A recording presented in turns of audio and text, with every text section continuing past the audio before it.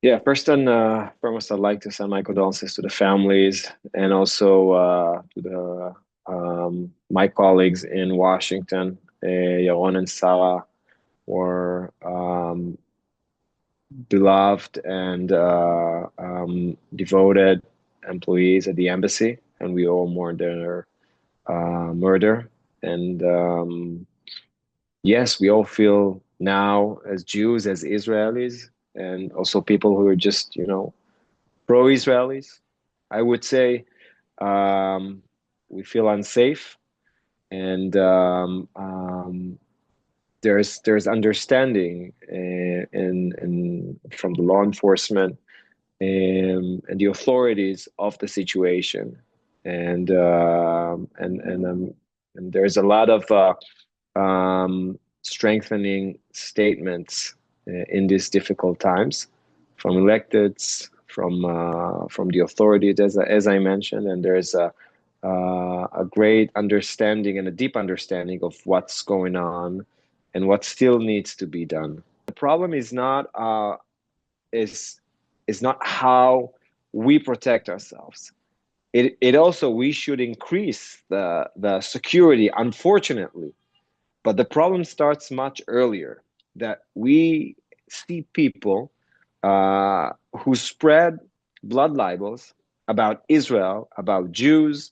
Now it's starvation and genocide and all this, uh, calling themselves, champions of human rights. But what they do, they incite against Jews and against Israelis. The answer is not hiding our stars. We should be proud of who we are, and we should be strong, and we should be united. I think what we saw in Colombia and in other campuses, of course, Colombia has attracted a lot of attention because of the level of the incidents and the really strong negative incitement and rhetoric on campus in Colombia, and the fact that Jews and Israelis, and again, people who just identify with Israel and stand in solidarity with Israel in light of the October 7th massacre, we see that they feel unsafe. The First Amendment is, of course,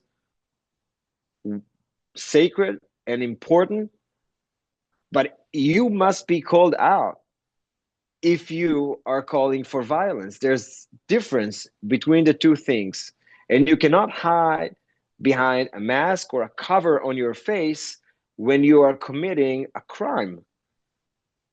So we have to be very, very clear about the actions that must be taken. Some of them are being taken already, but there's a lot to be done. And when we're talking about freedom of speech and freedom for people to be who they are, it's unacceptable that Jews and Israelis don't feel safe on campuses, expressing their views, being who they are, publicly support Israel, which is the just thing to do. And this has to change. We don't need to hide our stars or the ribbons, or if we have a pin of an Israeli flag. No, that's not the answer.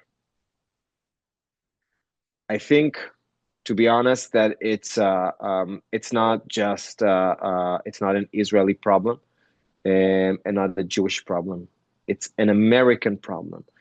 These people who incite, who call for violence, who use anti-Semitic rhetoric, at the end of the day, they are um, under um, they are shaking the pillars of the American democracy. And that's first and foremost an American problem, because when you do something like that, then it causes violence here.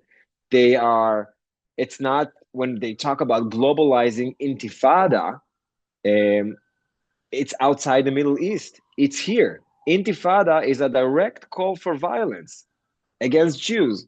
So we have violence on American soil. We have division in American society. It weakens the American democracy, and that puts it very, very high on the agenda for Americans themselves. And I have to tell you, people that I speak with, they know exactly what I'm talking about, and they understand how severe the problem is. And now it's time for action.